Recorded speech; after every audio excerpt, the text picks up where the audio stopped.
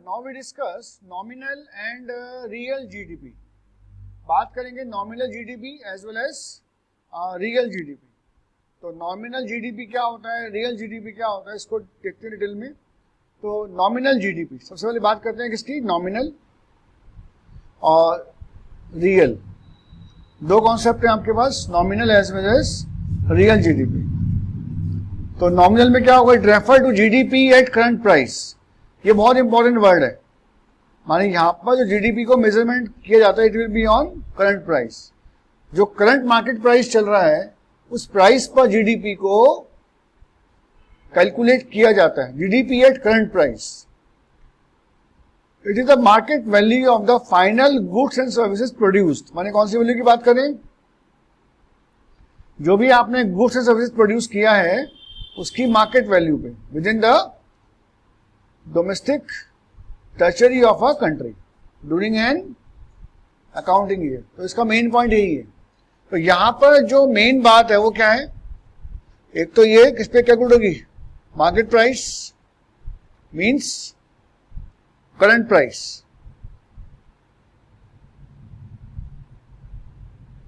जो भी current price है उसी पर हम इसको मेजरमेंट करेंगे। It will be on market price और करंट प्राइस। इसीलिए इसमें क्या होता है, इफेक्ट आता है। किसका इफेक्ट आता है, it will take effect of inflation.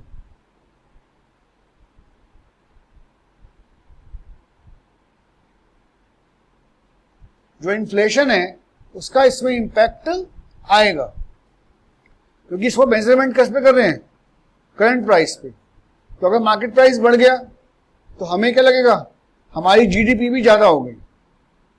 Formula क्या है इसका, nominal GDP equals to Q multiplied by P, quantity of final goods and services produced, और P is called prevailing price. माने ये करंट प्राइस है और ये क्या है, जो quantity of goods and services आपने प्रोड्यूस किया, दोनों को मल्टीप्लाई कर देंगे तो आपका नॉमिनल जीडीपी फाइंड आउट हो जाएगा। इसका मतलब क्या हुआ, in nominal GDP can increase when there is an increase in इधर क्यू और पी। या तो क्यू बढ़ जाए या पी बढ़ जाए, यानी किसी एक में भी राइज हो जाए तो नॉमिनल जीडीपी आपकी राइज हो जाएगी। If it increase owing to increase in Q, P remain constant, it shows increase in nominal GDP owing to increase in output। और अगर आउटपुट तो वही है लेकिन प्राइस बढ़ गया तो क्या बोलेंगे, increase due to increase in general price level. कीमतें बढ़ गई इसीलिए आपका जीडीपी हाई हो गया। तो दो बातें मेन है, या तो क्यू राइज हो जाए माने गुड्स एंड सर्विसेज जो प्रोड्यूस किया, या पी राइज हो जाए। It is merely a monetary increase in GDP. This is the most important point. ये खाली क्या दिखाता है कि मॉनेटरी पॉइंट ऑफ व्यू से जीडीपी में कितना इंक्रीमेंट हुआ, माने पैसे की वैल्यू के हिसाब से आपका जीडीपी कितना राइज हो गया। It does not cause any increase in the flow of goods and services in the economy, it only cause money illusion. माने आपको लगेगा मैं ज्यादा, हमारी वैल्यू ज्यादा हो गई, जीडीपी ज्यादा है, बट एक्चुअल में नहीं है। It is due to higher market price of the given output. तो बहुत अच्छा वर्ड है, क्या वर्ड है, मनी इल्यूजन। माने ये हमें दिखाता है कि आपकी इनकम बहुत ज्यादा हो गई इन टर्म्स ऑफ मनी, लेकिन ऐसा नहीं है। व्हाट इज इल्यूजन, धोखा। हमें लगता है कि हमारी वैल्यू बढ़ गई, आज हम 100 रुपए कमा रहे थे, कल हम 100 रुपए कमा रहे थे, आज हम 400 रुपए कमा रहे हैं, बट कोई बेनिफिट नहीं हुआ, उतनी ही क्या हो गई, महंगाई बढ़ गई।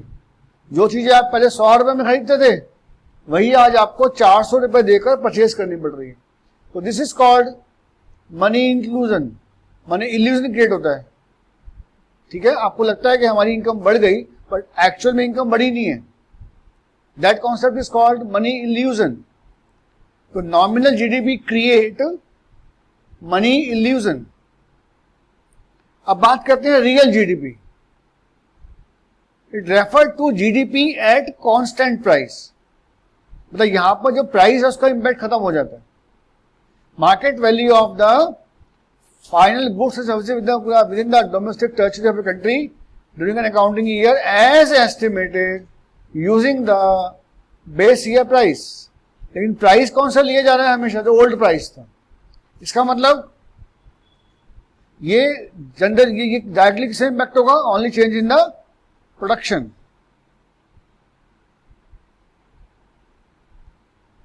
फॉर्मूला क्या बनेगा इसका?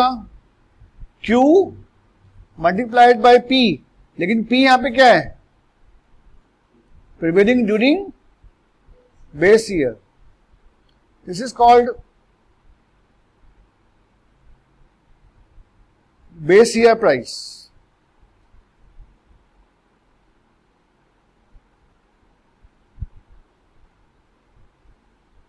This is called base year price, जो आपने बेस ईयर में तय किया था।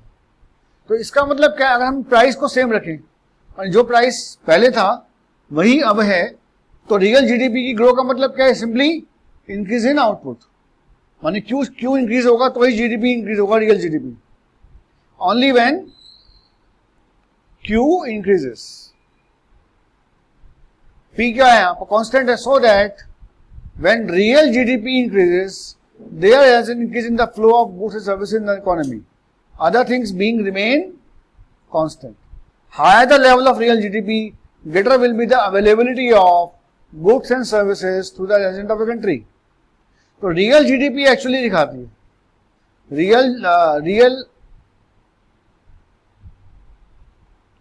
real GDP equals to real growth। एक minute,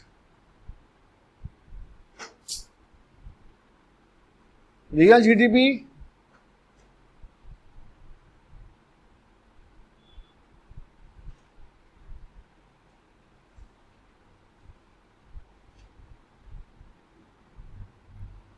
GDP equals to real growth.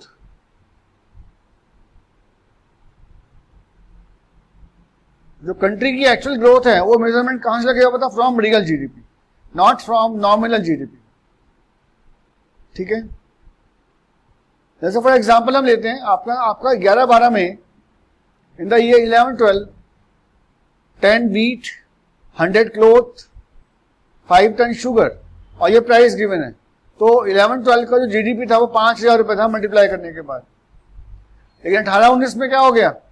No change in production, लेकिन प्राइस चेंज हो गए, तो जीडीपी कितना हो गया? 30,000 रुपए।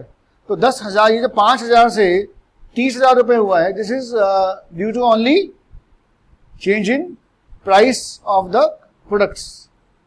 तो this is not growth of GDP. क्यों? क्योंकि क्वांटिटी रिमेन सेम।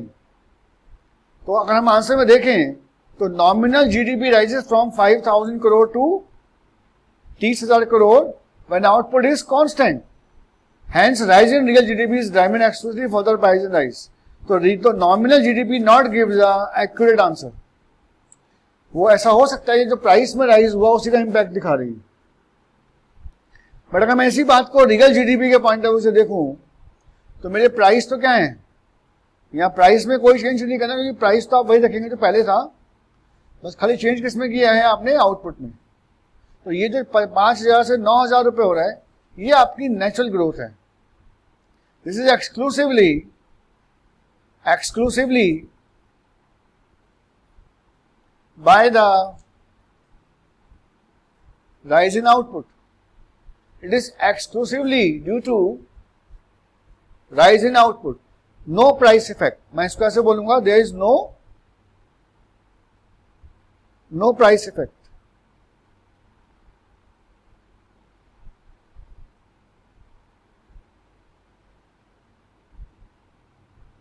ठीक है, कुछ भी आपका प्राइस इफेक्ट इसमें नहीं है।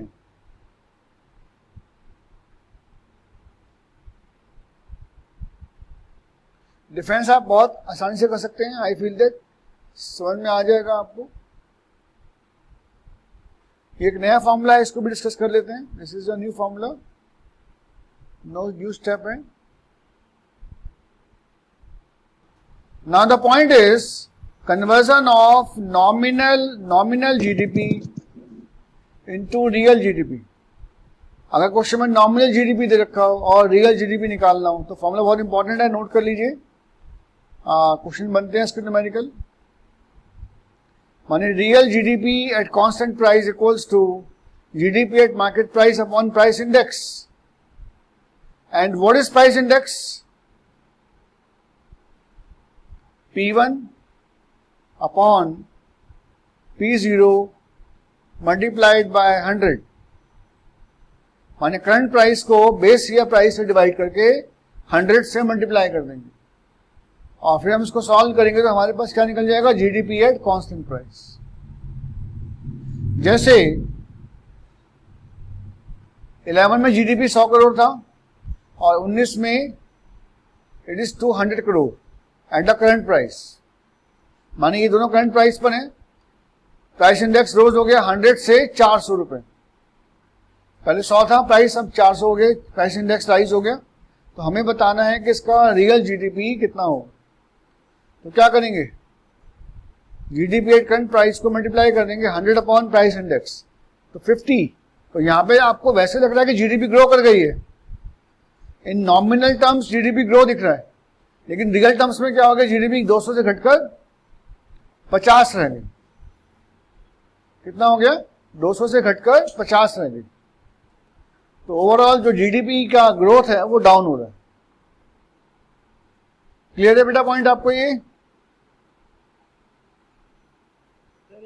और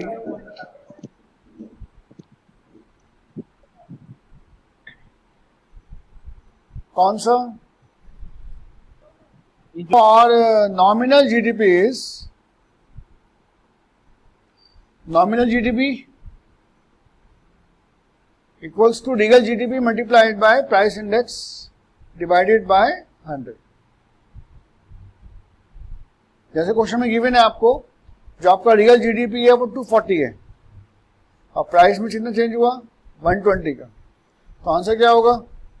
240 multiplied by price index divided by 100, तो it will become your nominal GDP. क्या आएगा आपका? This it will be of your nominal GDP. समझ में आ गया बेटा?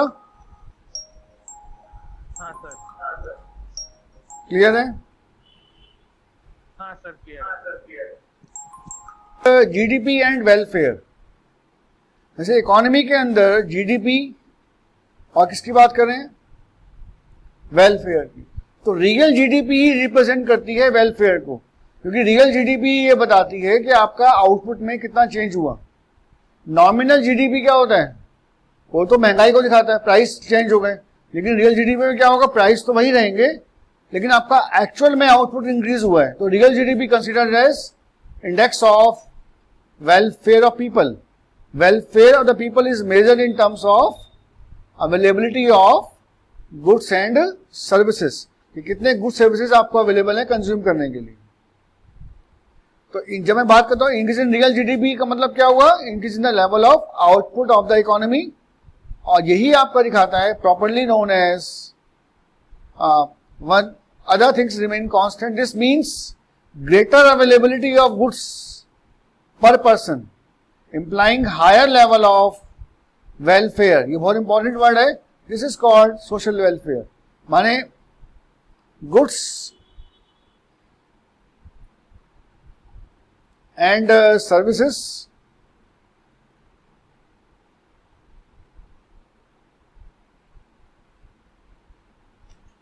Available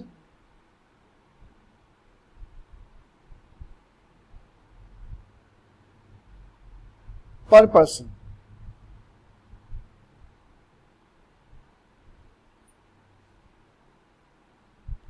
goods and services available per person. It shows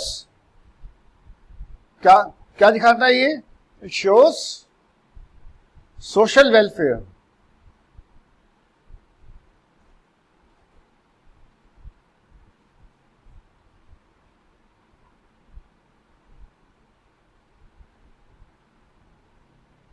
it shows social welfare. Goods and services available per person. क्या दिखाता है? It shows social welfare. मेरी बात समझ में आई बेटा आपको? हाँ सर. तो real GDP will show social welfare to the society.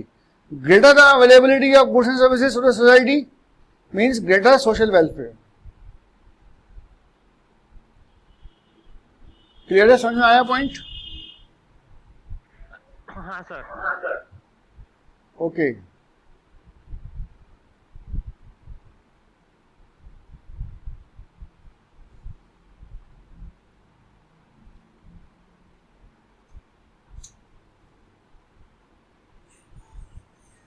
Limitations आप छोड़ दीजिए, जरूरत नहीं इसकी लिमिटेशंस की. You can do it. तो ये जो मैंने आपको पॉइंट्स बताए, आई फील दैट ये पॉइंट्स आपको समझ में आ गए कैसे कैसे हमें करना है. I have already done. यहां से देखते हैं पूरा कॉन्सेप्ट. यहां बात कर रहे हैं किसकी? Real nominal GDP Q multiplied by P is of your nominal GDP. P माने current market price and Q squared जो आपने गुड सर्विसेज प्रोड्यूस किया. लेकिन रियल में मैंने क्या बताया? रियल में क्या करेंगे? रियल में we will take Q multiplied by P. Base year price लेंगे. क्वांटिटी वही आएगा लेकिन प्राइस सेम रहेगा. प्राइस में कोई चेंज नहीं होगा. तो this is called Q multiplied by P. तो यहां पर ये जो रियल जीडीपी है यही आपके बेसिकली सोशल वेलफेयर को रिप्रेजेंट करती है. कन्वर्जन फॉर्मूला क्या है वो भी एक बार देख लीजिए. How to convert real to nominal and nominal to real. Yes. तो रियल जीडीपी और GDP at constant price equals to GDP at current price divided by price index multiplied by 100. And what is price index? P1 upon P0. What is P1? Current price. What is P0? Base year price. Multiplied by 100. Statistics में आता है formula ये. Index number में था. I think शायद last year था, 11th class में किया था आपने. तो ये कुछ फॉर्मूले हैं जो हम यहाँ पर प्रॉपरली यूज करेंगे. और उसके अलावा मैंने आपको बताया अबाउट जीडीपी एंड वेलफेयर. तो रियल जीडीपी रिप्रेजेंट्स वेलफेयर. ठीक है. तो मुझे समझ में आ गया बेटा आपको सारा पॉइंट ये? वो छोटा. हाँ सर. समझ में आ गया बेटा पूरा पॉइंट ये? Yes sir. आ गया. कोई डाउट तो नहीं है इसमें? No sir. ओके. कुछ एग्जाम्पल्स हम डिस्कस कर लेते हैं. What lowers the significance of GDP as an index of welfare. The following observations explain how the significance of GDP as an index of welfare. ये छोड़ दीजिए, बेकार क्वेश्चन.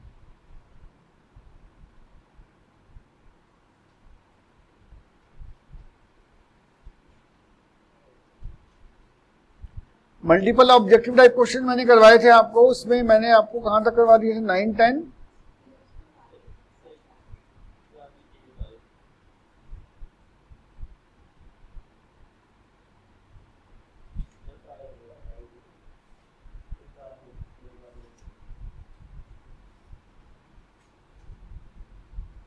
सो आई थिंक समझ में आ गया है आपको पॉइंट.